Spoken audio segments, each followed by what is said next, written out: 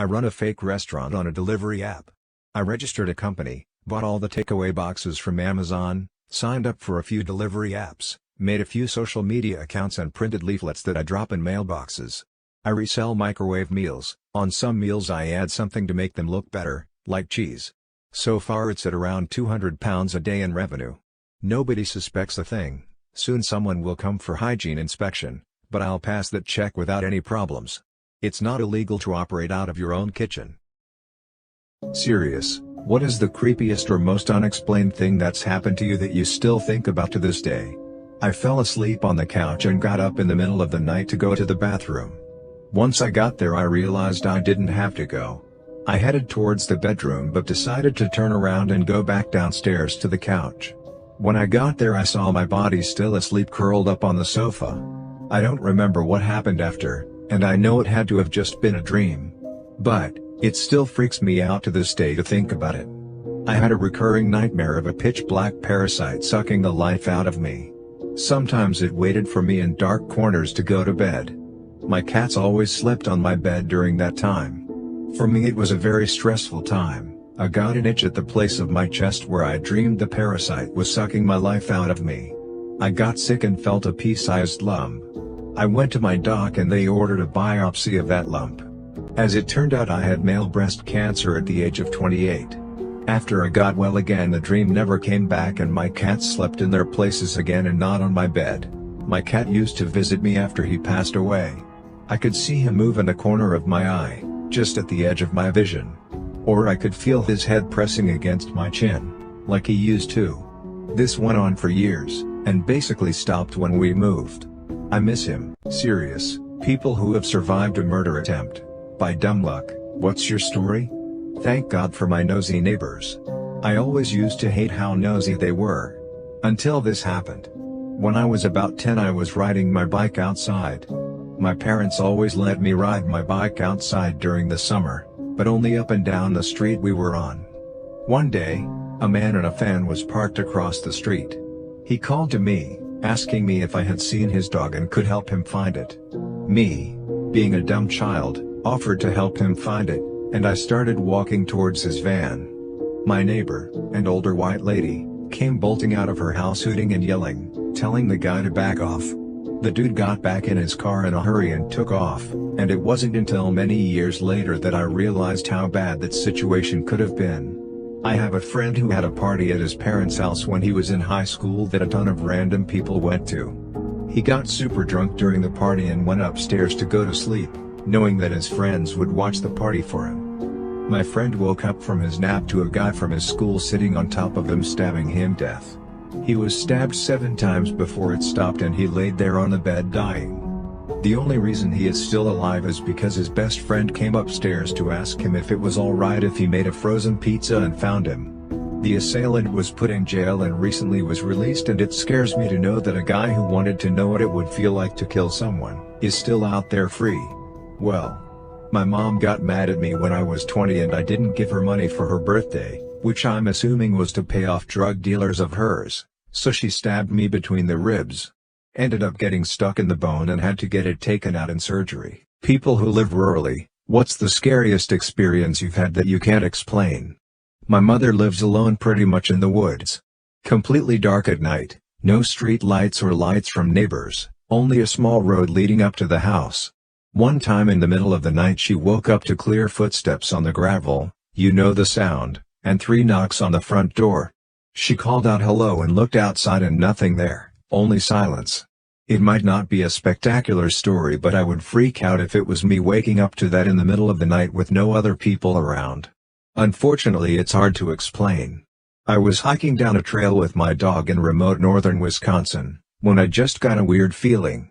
At the exact same time, the hackles on my dog went straight up and he began acting really anxious.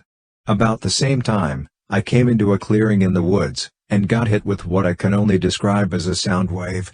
It was like someone was blasting a subwoofer right next to me, but there was nothing around. The nearest road was maybe a mile away.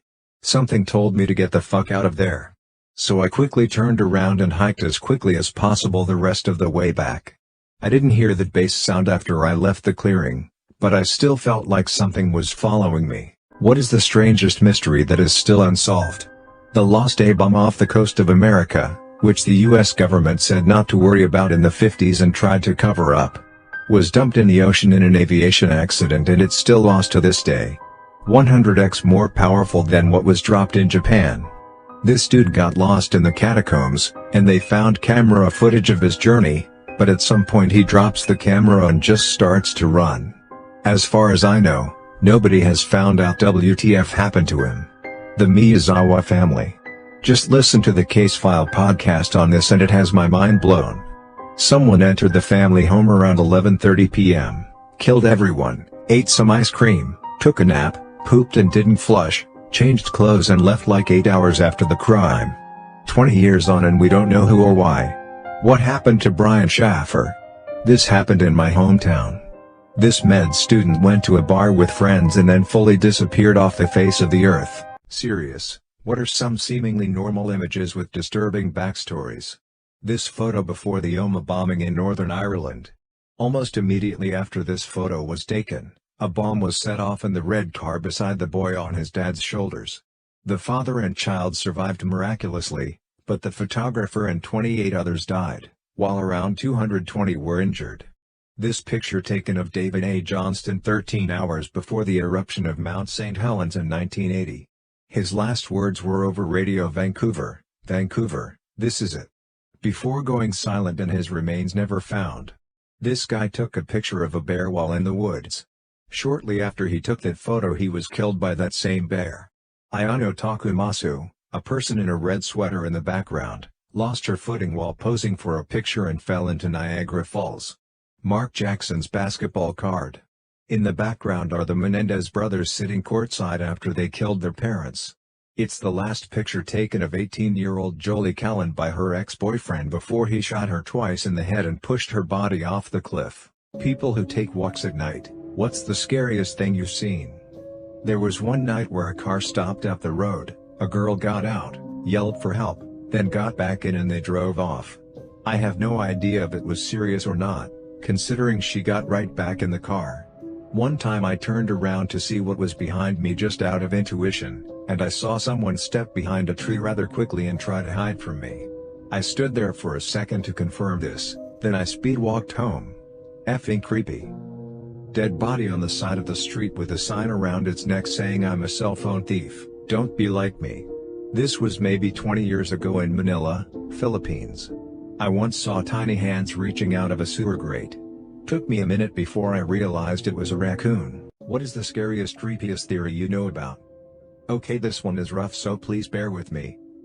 So the common time travel question is, would you go back and kill baby Hitler? Well, imagine if that was you. To us in the current timeline you would be a hero that killed someone truly evil before they had chance to corrupt or endanger anyone, but to the people of the time you were a monster, a baby killer.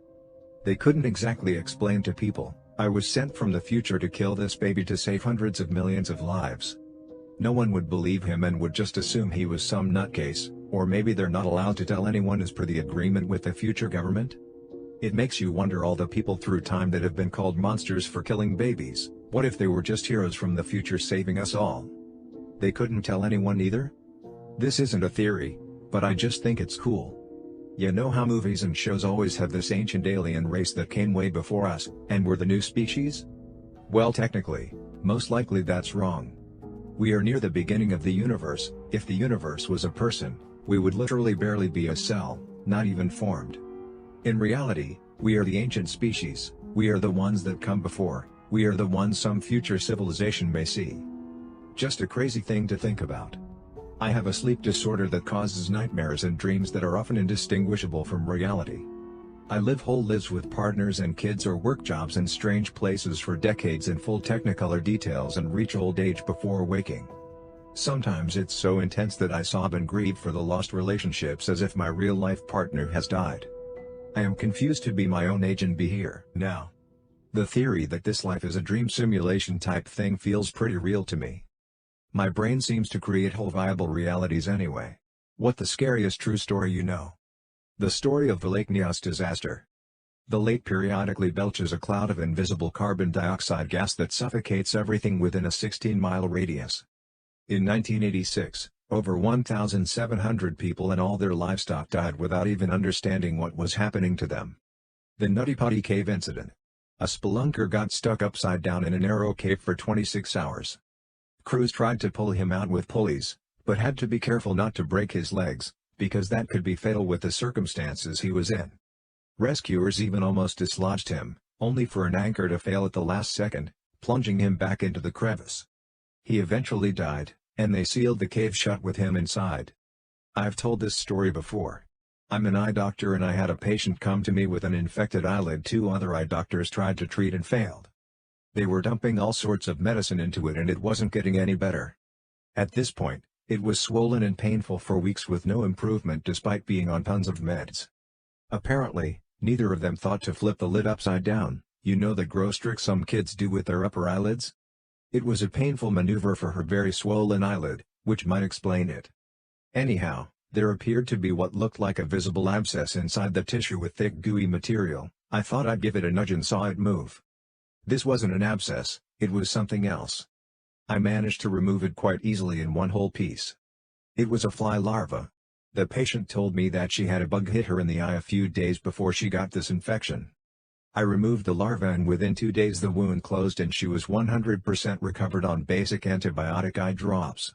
Yes, I do have the photos from this case for those interested. I remember reading ages ago about a guy who was in the military. He got back home after a tour of duty to find his wife and 2 kids dead. They lived in a remote location. Turned out the mom had a sudden heart attack or stroke or something and the 2 little kids had died of starvation or dehydration as they were too young to care for themselves. Serious, what is a surprisingly easy way to accidentally die? I have a friend who ate some Chinese food one day, cashew chicken, to be exact, then went for a run about an hour later. He made the unfortunate discovery that there is an obscure allergy where exercising after eating something with celery in it can cause anaphylaxis. He was minutes away from dying. He survived because a few weeks before that, he discovered his next-door neighbors were paramedics who had saved him after crashing his bicycle in gravel at around 40 miles per hour. He ran to their house and they saved his life, again. My cousin got up in the night to use the toilet. Tripped in the dark, hit her head, went back to bed and never woke up. Falling off a small ladder just enough airtime to flip over and land on your head. Electricity. We use a ton of it, and it's surprisingly easy to mess up. Picking up a live cone snail at the beach. Thousands die of drowning every year. Ocean currents nothing to F with. Getting really drunk, and then choking to death on your vomit. Slipping in the shower. Back in 7th grade I went to school with a kid. He got an ear infection at first, then in a series of quick unfortunate events, it went to his brain and killed him. Today I fucked up by not telling my husband about a lottery I won years ago. The lottery winning took place back in August 2014. Mike and I were married in October 2014. It wasn't a fortune, but enough to make a difference. After taxes it came out to right around $480,000. Most people would be over the moon, but I panicked. I didn't want our life to turn upside down because we had extra money now. I was still legally single at the time, and so I was able to accept it anonymously without the need to tell anyone else. So I didn't tell anyone else. Not a single soul. Not my husband, my parents, siblings, best friends, etc. Only the state and federal governments. My husband has a tendency to spend on things we don't need and that aren't going to benefit us in the long run, so I didn't want our money to blow quickly on stupid stuff like cars and clothes. I opened a new bank account with a national credit union and put the check in. Got started with a financial advisor, Keith, who guided me into investing in local businesses and real estate. And that's that. Am I the asshole for reporting a delivery driver who I thought was lying to get out of doing more work? Throwaway account because I don't want this linked to my main. So today for lunch I decided to order from a Mexican restaurant through one of those food delivery services. I've had a bad experience or two where my order was missing some items, but the drivers would always be gone before I realized and could catch them to fix the issue. I'd always have to report it through the app's support chat, which is such a pain to use because they obviously outsource their representatives and it's frustrating trying to communicate with them. I usually give up after a few messages back and forth. When my driver arrived, I told her to stay so that I could check the bag and make sure everything was there.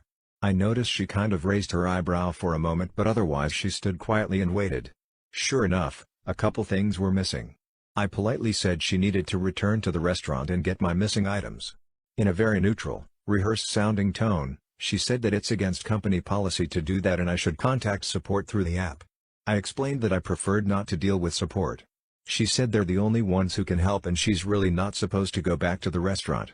I was a bit annoyed at this point, so I asked what the company policy was on making sure orders were correct. She said that restaurants close the bags for the drivers and they're not meant to open them or the containers inside. Something about food safety violations and not being trained. After a moment she apologized for the trouble and left. To me this honestly just sounds like a bunch of BS excuses to get out of doing her whole job. If they can't go back to the restaurant, how are customers supposed to get their food/money back? If they can't open bags to check the orders, how do they even know they're delivering the right food? It makes no sense to me. So on the page where I rate my driver and can leave feedback, I made a note of my situation and explained why I thought she was in the wrong. I then left 1 star and revoked my tip. A bit later I was talking to my sister over the phone, who I thought would enjoy the story because she works for a different but similar delivery company. My sister said, "Did you actually think she was gonna go back to the restaurant?" I laughed, thinking she was taking a dig at a competing company's drivers, but she just said, "I'm not joking, you literally reported her for following the rules." At first I thought my sister had misunderstood a part of the story or something, so I kind of brushed it off, but now based on her reaction and what both her and the driver said, I'm wondering if they're right. Am I the asshole for reporting her and taking my tip back because I thought she was lying? Am I the asshole for making my husband miss seeing his mom for the first time in over a year, on her birthday? Last night was my 21 mother-in-law's birthday. She's 65 and healthy, but my husband, 23, hasn't seen her since the beginning of the pandemic. This is important to know. I'm 34 weeks pregnant and also healthy. But, last night I was feeling particularly emotional and physically in pain from working. I'm WFH until my due date, but my boss made me go in to make copies and that turned into a half-day event. By the time I got home, I was exhausted and in need of a massage. My husband was on his way out to his mom's dinner and he was expecting me to meet him there. He was disappointed when I told him I wasn't going to go, but he understood. However, when I asked him to stay back for a half hour to give me a massage, he got upset that I'd make him late and in turn piss off his mom, on the day he's seeing her again for the first time since pre-pandemic. So I suggested I get a massage from our mutual friend, my best friend's boyfriend, who is a massage therapist in training, but there's a tiny bit of history between us, so my husband didn't like that either. So to quicken the recount, we argued, he ended up being late, and after his mom called in he blamed me for his being late, which resulted in me getting lectured by his mom. I told him to stay home and take care of me or he'd have to start paying his own phone bill. I pay his. He did it, but then slept on the couch that night. Didn't speak to me at all today. And tonight when I returned from making more copies at the office, he'd claimed the bedroom, leaving my stuff for sleeping on the couch. About an hour before writing this, my sister-in-law, 30s, called and yelled at me for not letting my husband go to the dinner. He'll be able to see his family including his mom whenever now that she's vaccinated, but he missed out on the family reunion experience of the dinner. But I literally just needed some TLC. So, am I the asshole? Am I the asshole for canceling my niece's college fund upon discovering what she's been doing to me and my wife for months? My wife and I struggled with infertility for years. We're still trying more options, but we're beginning to lose hope. I have a 16-year-old niece that is like a daughter and a friend to me. Considering I'm doing well financially, I've decided to take care of her education and start college funds so she could attend a college of her choice. My brother and his wife, my niece's stepmom, are of course aware of that and they appreciate it very much. They always talk about what a generous, loving uncle I am, unlike my younger brother. I've been dealing with a series of unusual, unexplainable events like receiving texts at work from someone pretending to be my wife informing me of some big news like her being pregnant. Or finding mysterious envelopes in my car when I'm at my parents' and the envelopes contained letters from someone also pretending to be my wife and again telling me she was pregnant. My wife and I had no idea who's been playing us like that.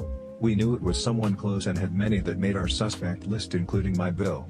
Last week I was visiting my brother's house and my car was parked in their driveway. I was sitting with my brother and Sil, but my niece left for a few minutes then returned. I finished my coffee and said goodbye and left. While I was approaching my car I noticed a sign on the windshield. I took a look and the sign read "I'm pregnant" written largely. I was confused because I knew no one from this neighborhood and suspected someone who knew me did it. I called my wife and she again said this was false news. I took the sign and went back to my brother's house to help figure this out. He said someone must have left it on the wrong car, but I explained it happened before. He just shrugged but still pointed at the sign and said the writing looked similar to my niece's writing style. My brother told her to stop, but I called my niece to come downstairs and asked her. She denied but got nervous and admitted leaving the sign on my windshield as well as sending/leaving letters and texts pretending to be my wife. But didn't have ill intent, just did it for laughs.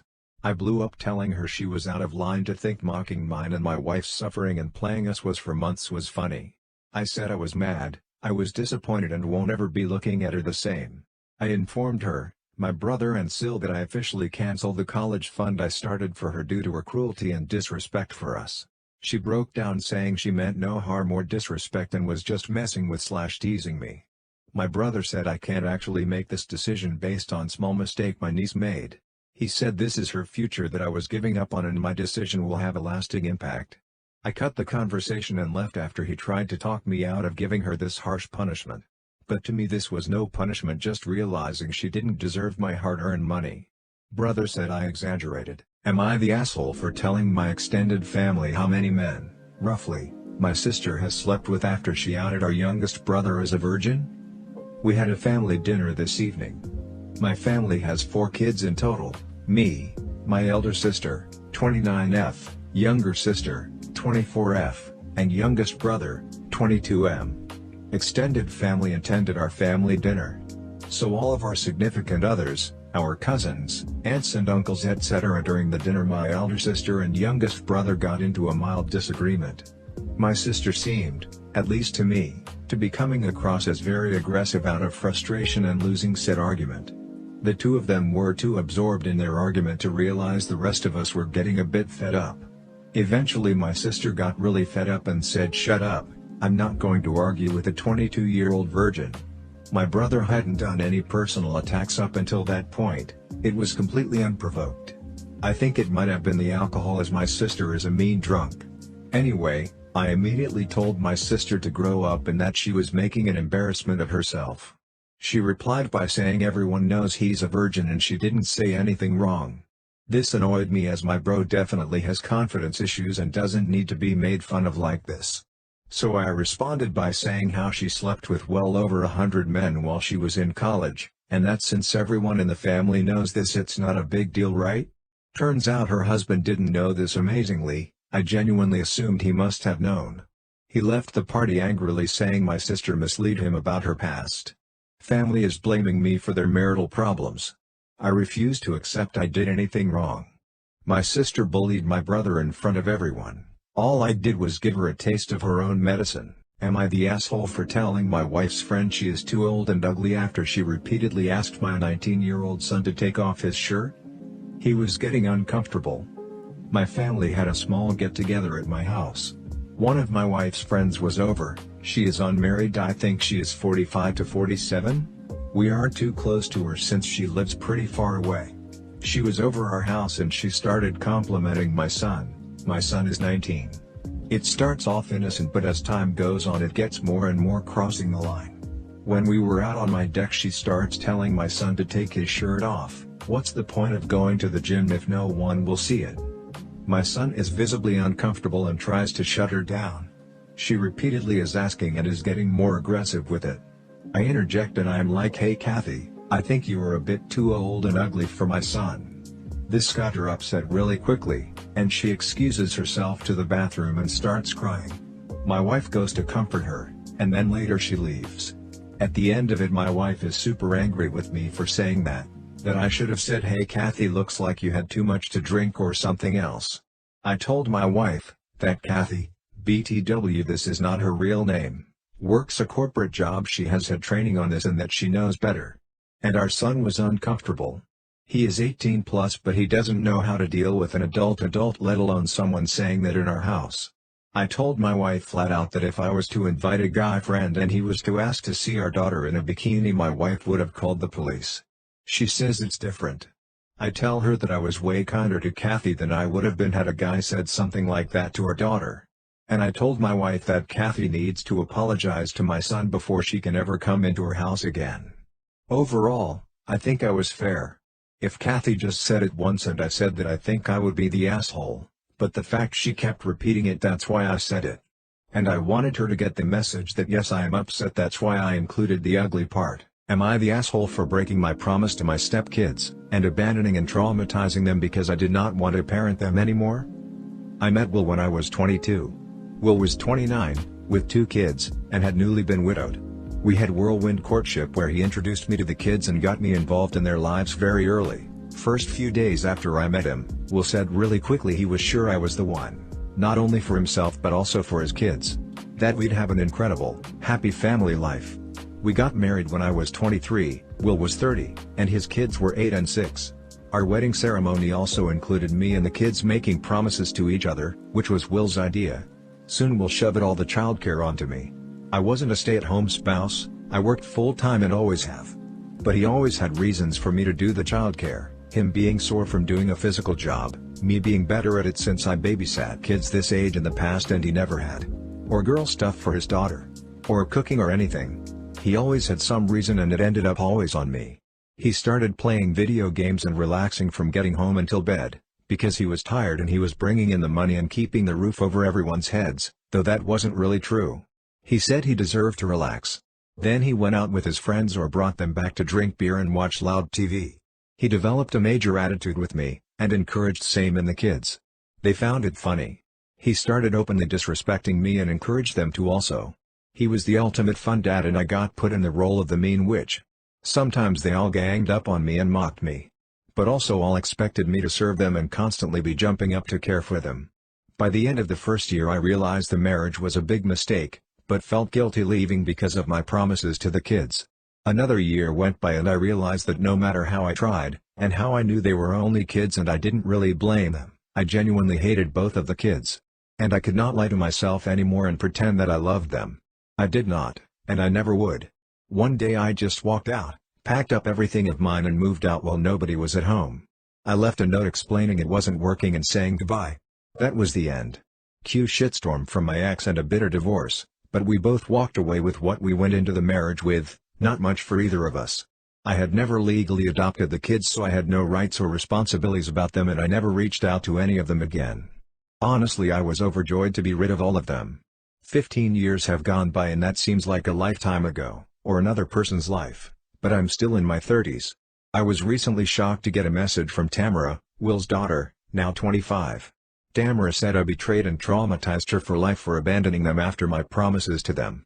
She said I had a responsibility to never leave no matter what. I know she remembers the horrible way she treated me though. What is the strangest thing that happened to you that you can't logically explain? So when I was a kid, I slept with my bedroom door open because my cat liked to cuddle me. Our hallway was just a round hallway, and I could see the bathroom door and my parents' bedroom door. Though it was dark, it was in view. I also slept with my lights only dimmed. One night, I can't sleep for some reason. I for some reason call out for my mom, and I see her standing near my doorway, kind of turned away from me with her hand on her face and her hair draping. I know it's her because she slept in a big purple t-shirt that night. But she's completely still, static. Mind you, I'm wide freaking awake. I might have been watching TV before this, 3 a.m. Disney Channel. Probably. When I call out to her, she doesn't move at all.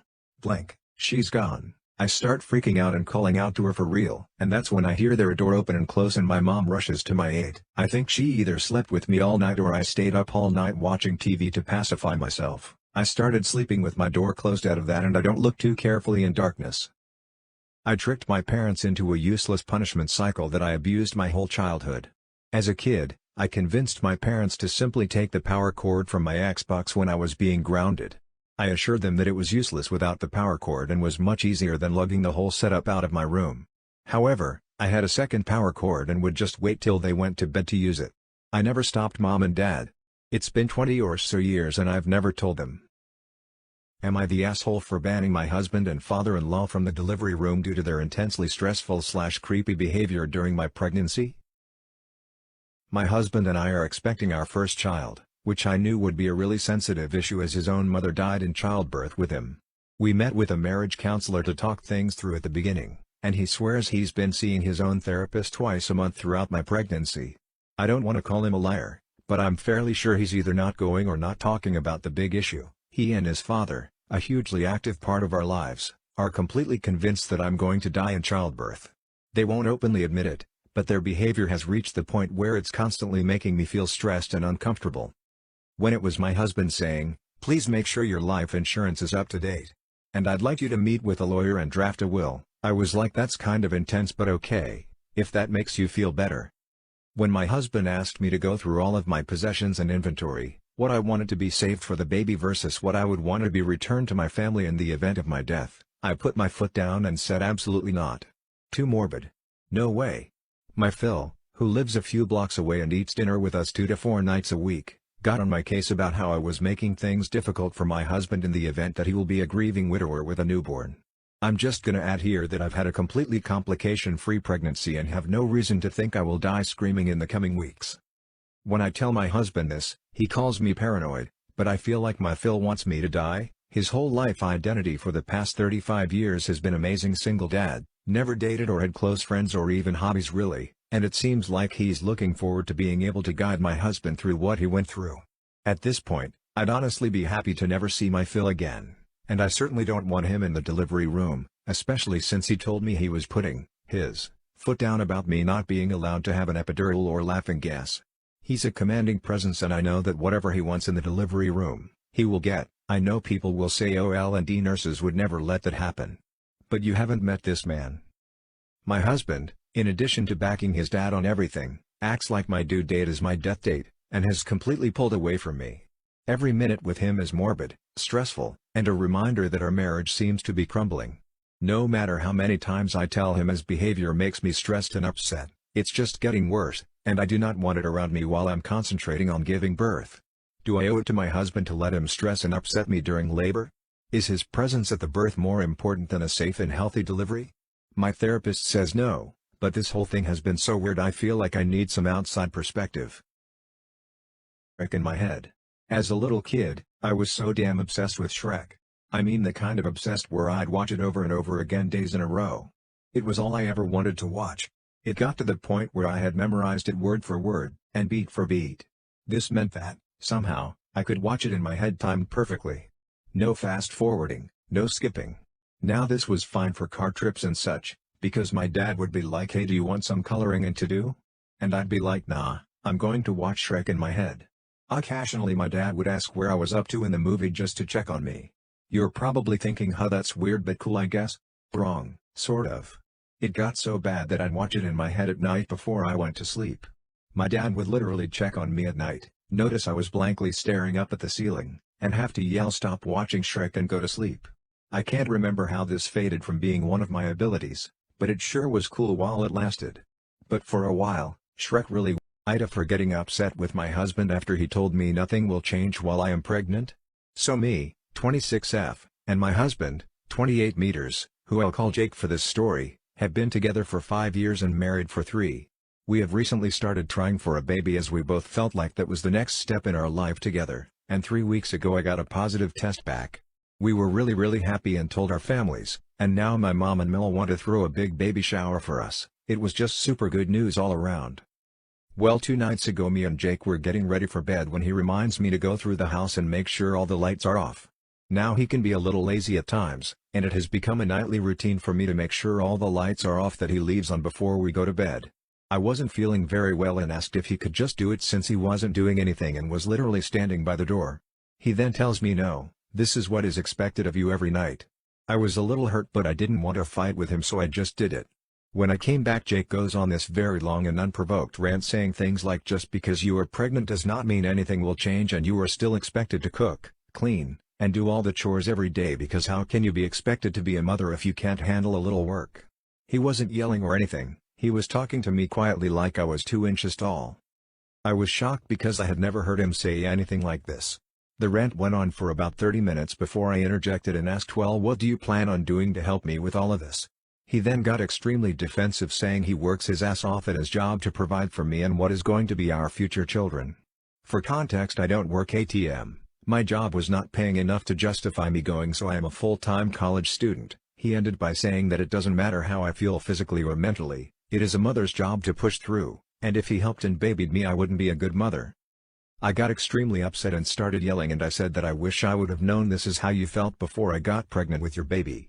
There was a moment of silence before he started crying and he left for the night to stay at his mother's house. He hasn't been back yet, and my mill and Sil have called me berating me and saying I broke Jake's heart with what I said and I need to apologize immediately, and until I do he isn't coming home. I don't know how to feel. Sorry for yelling at my husband after he said he isn't helping me with anything during the pregnancy because it's a mother's job to deal with it. What is your favorite very creepy fact? A human corpse decomposes 4 times faster in water than in the ground and 8 times faster in open air than in the ground. The human brain continues to give off electrical signals for 20 to 40 seconds after death. It takes approximately 359 humans to have enough iron to forge a sword from their blood. The armpit is where all your important nerves in your arm, so if you stab it you can't really use your arm. You have a bunch of microscopic parasites called demodex on your eyelashes and in the pores on your face. They come out at night to lay eggs on and eat the oils on your face. When a person is electrocuted in the electric chair they feel everything. They are fully aware of their bodies being fried as it happens in real time. One inmate who survived the first round of electrocution said it tasted like cold peanut butter. There is a rare genetic disease called fatal familial insomnia where over the course of months you literally cannot go or be put to sleep no matter what you take or what you do. The symptoms get progressively worse until finally you stay awake watching yourself go insane until you die from exhaustion. The bodies of the sailors who died on the Edmund Fitzgerald are still dead. I proposed to my girlfriend today. She said no and it made me fall in love with her even more.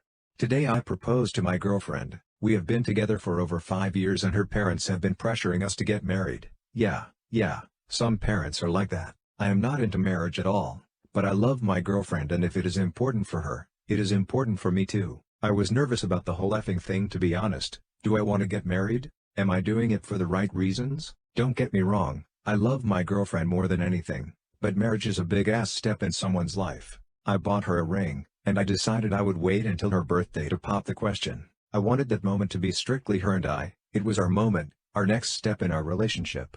Man, I was shaking so much when I put a knee on the floor and asked her. She laughed at me and said, "What are you even doing, dude?" She said no, but not because she doesn't love me, far from that. She said no because she knew all along marriage was not something I was comfortable in. She said she did not need a ring on her finger to know she loves me and want to spend the people of Reddit who have been denied when they proposed. Why did it happen and what was the end result? My dad proposed to my mom after they'd been seeing each other for just under 2 weeks. She laughed and basically told him he was crazy, that it was way too soon. My dad said, and he is very proud of this fact, "Fine. I asked you once. I'm not gonna ask again." My mom thought he was bluffing. After a year of dating she started giving him a hard time about not asking her to get married again. And he stuck to his guns and said she missed her chance and he wasn't going to ask again. My mom finally broke down and asked him to marry her, made sure she properly took the piss out of him when she did it, too, made a big show about asking his father for permission, got down on one knee in public, got him the gaudiest engagement ring she could find. He said yes and they just celebrated their 30th anniversary. What single human has done the most damage to the progression of humanity in history? Lysenko, Trofima, Soviet biologist who believed Gregor Mendel was a conservative whose ideas were unfashioned. There was a guy who confessed that he stalked a girl for a year, hacked her love interest's computer, planted a load of evidence that love interest had been stalking her and was into a load of weird and creepy stuff, revealed it to girl, helped girl to get a restraining order on love interest, used that as his way in with the girl, and eventually married her. What the actual fuck? I managed to find it. Remembered the story slightly wrong, but the real story is even more messed up. Ask Reddit, what secret will you hide from your family and take to your grave? Throw away. For your information, I'm a guy. Bit of a long one, but anyways. Years ago my GF and I were out with her friend. This one day Sarah had to pin unlock her phone each time to take one of many pictures. Out the corner of my eye I saw her pin. I saved it in a note.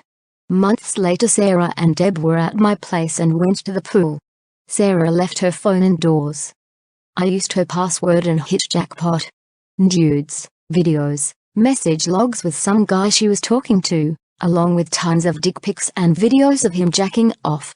Now Deb was hot but Sarah was a fat chick that worked her ass off and became a 11, 10. With this gold mine of pics and vids I concocted a slow plan. Very slow. Slowly I broke off with Deb but kept in touch with Sarah. I then created an alter ego online. For months I worked this identity so it looked real. This identity started following Sarah on all social media. Vanessa blackmailed Jeff. Jeff was given 2 days to stop talking to Sarah or his dick pics got leaked. He was chicken shit and dropped her like a hot potato. But Sarah was strong-willed. When Vanessa threatened Sarah to stop talking to Jeff or her pics get leaked, she protested. So I knew I had to change tactics. Vanessa disappeared for a while until I could get Sarah's phone in my hands for a bit. One day Sarah was over and lost her phone at my place. I found it for her the next day. Not before I installed a spy app that let me keep track of her everything. A few weeks later Vanessa came back, but now armed with the conversations Sarah was having with everyone. While tracking Sarah's reactions and suspicions, I made it show that Vanessa wasn't real. Now all my friends know me as being pretty tech literate. One day I'm talking with Sarah and she breaks down crying, telling me how she been long distance sexting this guy and somebody hacked his or her phone and now she's being blackmailed by some stranger she doesn't know. So she asks me if I could help her. Long ending short, I made it look like Jeff was Vanessa. I made it look like he created this person so that he could blackmail Sarah into fucked up sex stuff. Sarah left him and guess who was the hero? Me. I caught Vanessa. Sarah was now safe because of me. Once we blackmailed the guy, Vanessa disappeared. You know. For realism. Sarah and I now had this tragedy. This hurdle that we overcame together. We started dating not long after. She was never going back to long-distance relationships and wanted to try local. 4 years later we're married. TL. Months of planned lies, blackmail, espionage got me my wife. I am not sure of the thread and it was months ago, but it was a child psychologist who was talking about molesting and abusing his clients. I work in mental health, so I think it was on a related subreddit. Anyways, it was super disturbing. He went into really creepy detail about how he would groom the children. Some of the things made me think he wasn't really a psychologist, but some of his knowledge made me think he did have some healthcare knowledge. I forgot the whole story. It was a woman who had gone missing X years prior and never seen again. I imagine if one of the cold case shows did an episode about it, it would be great. How just out of nowhere hundreds of people from around the country, and some from around the world, called one dinky station to report the exact GPS coordinates to her grave in the middle of the woods. They must have found her body, because I remember the article I read had her identified and showed a photo. If the killer was captured, it must not have happened until later. And to be frank, the dude probably wasn't the killer, it is more likely he was just in the know. The post was just a photo of her alongside something like if you link to your own post in this thread I'll show you where she's buried. Not exactly a Reddit confession, but there was a guy who posted on B asking if he should kill his girlfriend. They said yes, and then he responded with pictures of her body, strung up so that her teenaged son would find it when he got home, as the other commenters continued to encourage him. It was reposted on Reddit and ended up making the news. That one made me sick to my stomach. Recently moved to a new place. My neighbor next house is 80 years old, cool guy. We clicked off pretty good since he lives alone and I being on the road for so long at a time. I'm single dude in mid-30s. He told me that his cousin used to be a truck driver as well. What he told me that none in his family knew that he has had 2 families. One in North Dakota and other in Nebraska. Jude was married to 2 women and had kids with both. He pulled it for 20 years, neither of them knowing of the existence of the other. As a truck driver, I can totally see this being legit. Just saying, honey, I have a load to deliver to. I resent my husband because he makes very little money. Me and husband have been married 10 years and have 3 kids. I have so much pent-up resentment because he can't and will never make enough money to meaningfully contribute to our home. I am the main breadwinner and right now the only breadwinner.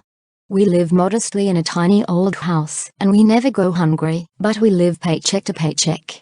With the cost of living skyrocketing and wages barely creeping up, we have never been able to save much. Or we save and then some huge thing happens that depletes all our savings. I have a college degree and make okay money. Less than 80k a year, and I'll never make too much more. We live a simple life with few luxuries, second-hand clothes, old cars, no real vacations besides some camping trips or a drive to another state to visit relatives. When I met my husband, I encouraged him to go back to school. Even just to get a 2-year degree. He never believed in himself and didn't feel he could do it. He's worked crappy low-paying trade jobs our whole marriage, which is just enough to pay our daycare and maybe a few groceries. Basically working so someone else can care for our kids. Also, you can't move up in these shitty trade jobs if you don't work yourself to the bone and put in 60 hours a week. Which still left me supporting the whole family and doing all the work at home too, since he was gone all the time. Then he had a health problem come up and his body could not handle it. He's not technically disabled, but he can't do those jobs anymore. There is nothing wrong with his brain. If he had a degree, he could work in some professional field or other that doesn't require wrecking your body. But now he's a stay-at-home dad until our youngest is in school full-time, because there's no sense in him working to pay for daycare. I love him and my kids, but I did not want this.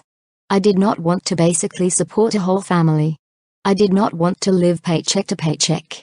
I don't need fancy things or a lot of material things, but I walk around with the stress of being the breadwinner all the time. I don't even make that much to begin with. Had he gotten some kind of degree, maybe he could actually make enough money to contribute to our home. Even just like a certification in something would give him more opportunities. I get so jealous of my friends whose husbands have professional jobs and make good money. I don't want their material things or even their high income. I just want their sense of security that their partner can contribute just as much as they can. Some cushion. Or even the ability to cut my hours a little or not have to pick up overtime. Sometimes I regret marrying him. I am angry that he didn't listen to me when he had the opportunity to go to school, and now look at the pickle we're in. I regret putting myself in this situation. I knew better, but I did it anyway. Money doesn't buy happiness, but lack of money sure does lead to a lot of stress and unhappiness. I hate every single human being. First off, fuck you. And fuck me. Fuck us for letting it get to this state. Fuck us for being so goddamn complacent that we allow our governments to destroy the things we really need. Fuck me for not being more vocal, and fuck you for being a wimp. We both are. I have a son from my former relationship with my ex-husband. Currently I'm married to my husband Joe, who has a year-old son. My son isn't that close to his stepbrother for many reasons, including age, interests, hobbies, etc. My son likes to draw a lot. His stepbrother tends to rip his drawings whenever they get into a fight. Now siblings and step-siblings fight constantly, which is normal. What isn't normal is my stepson touching and ruining my son's drawings, which take time and effort and sometimes emotions. My stepson apologized every time he did it. And with the help of some boundaries I put in place, he no longer damages my son's drawings. Joe complained about me creating distance between the boys and suggested I should have let them resolve this between them. My son drew a picture of me, Joe, and him and showed it to us. Joe got extremely pissed when he saw it and started scolding my son for not including his stepbrother. I got involved and told him off, but he proceeded to rip up the picture in half, then into smaller and smaller pieces.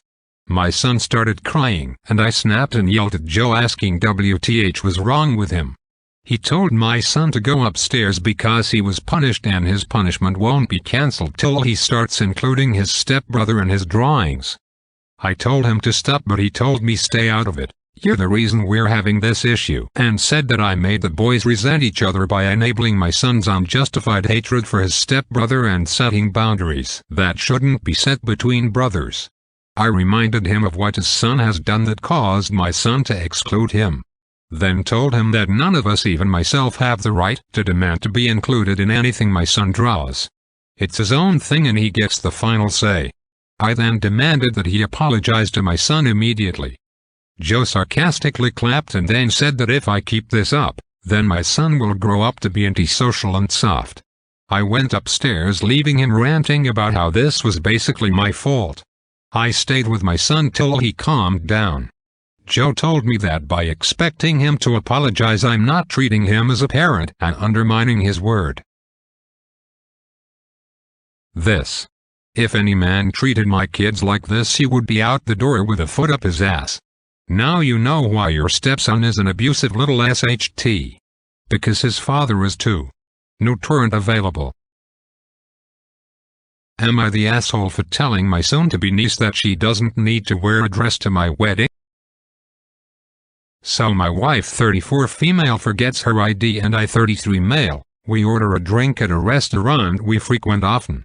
Obviously they wouldn't serve my wife a drink because she couldn't present an ID. We could be considered regulars with how often we are there. Regularly spend $150-200 a night and tip 20-30%. The people working tonight are not the regular staff. My wife has maybe 3 discreet sips of my drink and I want to order another drink. The server refuses to give me another drink because he says we are sharing drinks and watching our table like we are little kids. Mind you, the whole time he sets up people in the restaurant to police us and watch our table when he can't. Barely gives any service. Except when we're done with our food. I have no problem with them not serving my wife because yes, the law says no drinks if you don't have ID, but you deny me, a grown 33-year-old man with a wedding ring, on a second drink. Even if the liquor board is there, they check to make sure people who are drinking are ID'd. They are not going to make a fuss if someone has a sip who is obviously over 21. None of your business what happens at our table. You're not top flight security. Left a $0 tip. Am I the asshole? $0. Am I the asshole for not scheduling the new hire's vacation? I'm the manager of a small team at a large company. Each manager does their team's schedule. I hired Lacey last week. Lacey told me when she accepted the job that she already had non-refundable vacation plans at the end of May. I told her that I did the schedule and would try to accommodate her. I couldn't accommodate her at all. There's already another team member out.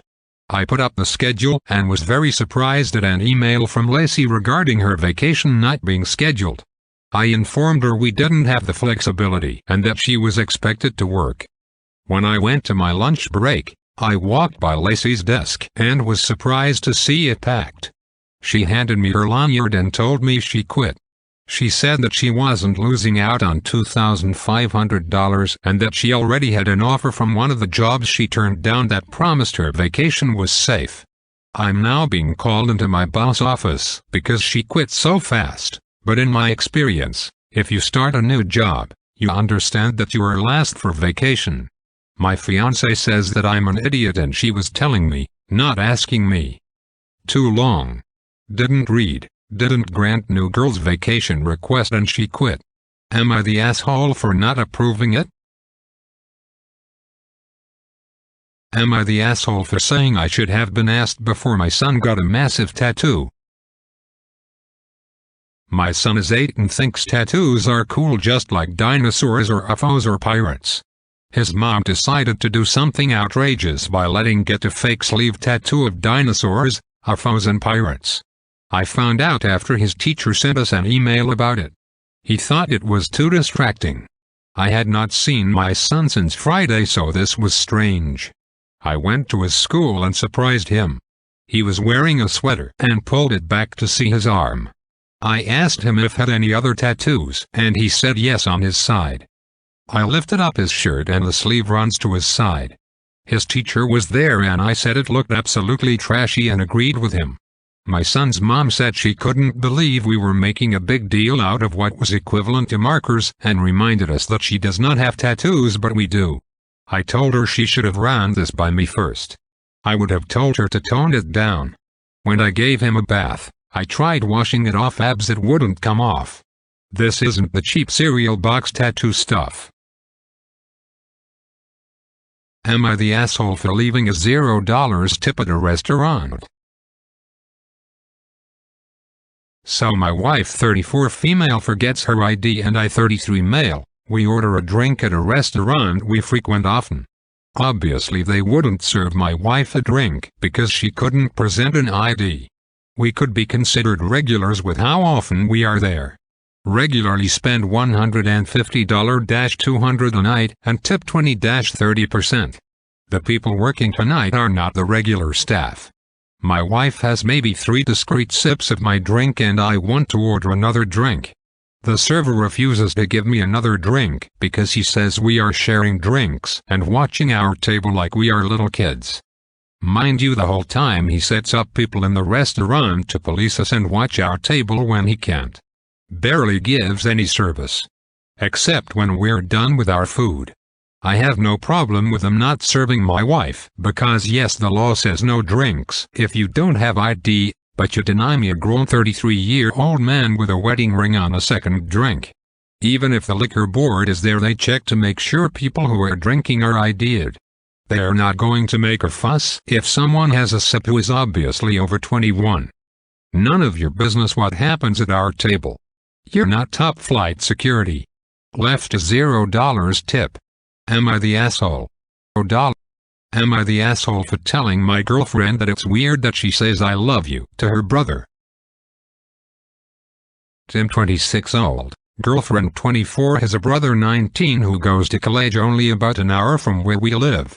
He sometimes visits my girlfriend, and whenever he leaves from the visit, my girlfriend says that she loves him, and he usually returns a thumbs up, but I think it shows he is a bit weirded out as well by her saying she loves him. I understand saying I love you to your parents or kids, but it feels weird to say it to a sibling, since while I do love my brother, never in a million years would I say that to him. I told my girlfriend this, and she seemed kind of weirded out by what I said. She said that there was no problem with what she says, and that I was the one being weird. Confession. A person sitting behind me put his feet on my armrest. I didn't say anything because I like the smell of his feet. I'm a guy. His feet smelled like a gym locker. There was a degree of sexual arousal. R/confession. I run a fake restaurant on a delivery app. I registered a company, bought all the takeaway boxes from Amazon, signed up for a few delivery apps, made a few social media accounts and printed leaflets that I drop in mailboxes. I resell microwave meals. On some meals I add something to make them look better, like cheese. So far it's at around £200 a day in revenue. Nobody suspects a thing. Soon someone will come for hygiene inspection, but I'll pass that check without any problems. It's not illegal to operate out of your own kitchen. Should I feel bad? I feel kind of proud to be fair and free as a bird from the 9/5 life. R/confession. I killed an elderly man in front of his wife and basically his entire family. Forgive me for any misspellings or format, I'm trying to do this on my phone. I haven't talked about this to anyone even though it's been years, even my closest of friends, minus the ones that were there. One night when I was in college I was driving to get some liquor for a party my fraternity was supposed to throw the following night. I was taking a street I was very familiar with to get back to my house. It was dark but the street was lit with street lamps. I remember that I looked at my radio for a second, just a second, not very long at all. But when I looked back up to the road there was a man crossing.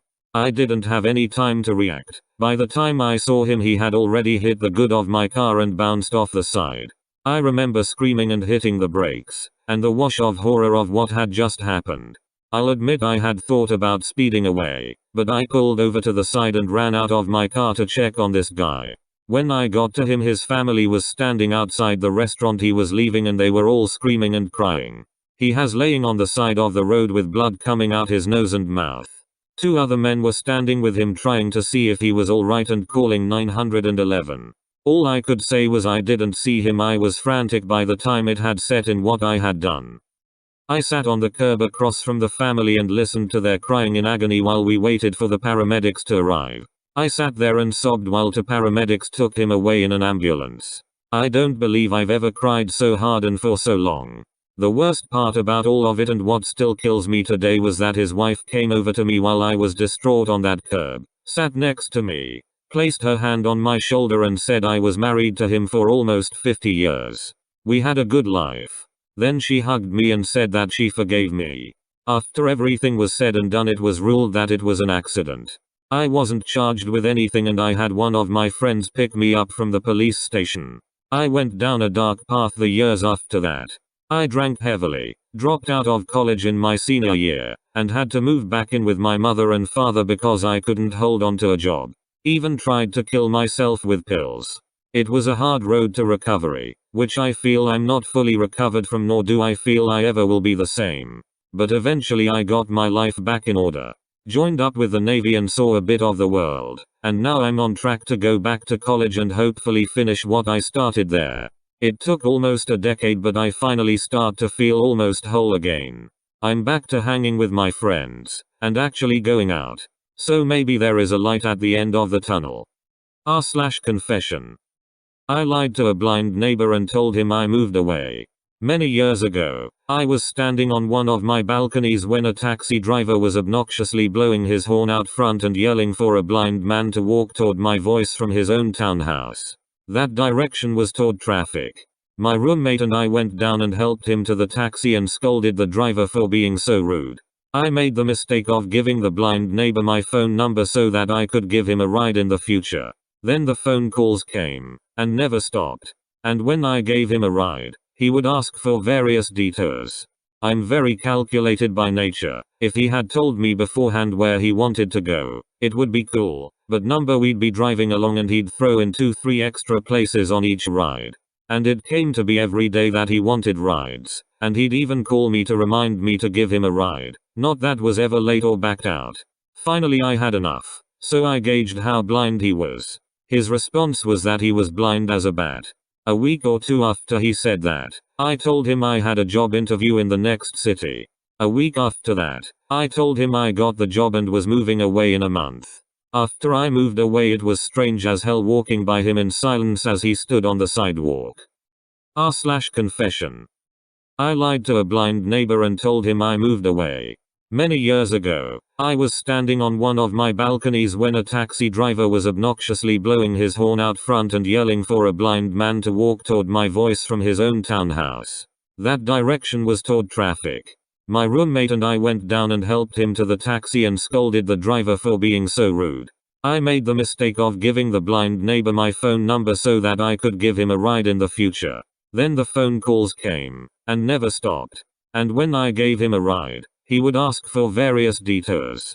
I'm very calculated by nature. If he had told me beforehand where he wanted to go, it would be cool, but we'd be driving along and he'd throw in 2-3 extra places on each ride.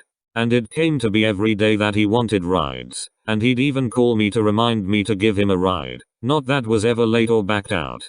Finally I had enough, so I gauged how blind he was. His response was that he was blind as a bat.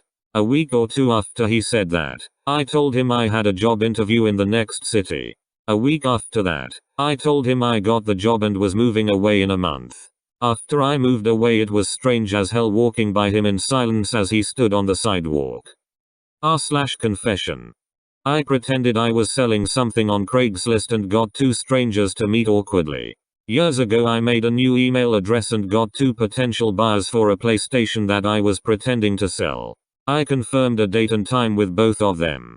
Decided on the mall near a certain store. I asked what they'd be wearing so I could find them. I gave them each other's description for myself, and then went and hung out. One walked up to the other. You could tell there was an immediate confusion. They started arguing over who had what. You could see them get pissed once they realized what happened and wasted their time. They both stormed off on their phones. Sure enough, I got angry emails from both of them. Lol. I feel kind of bad about it, but it was a funny interaction to witness.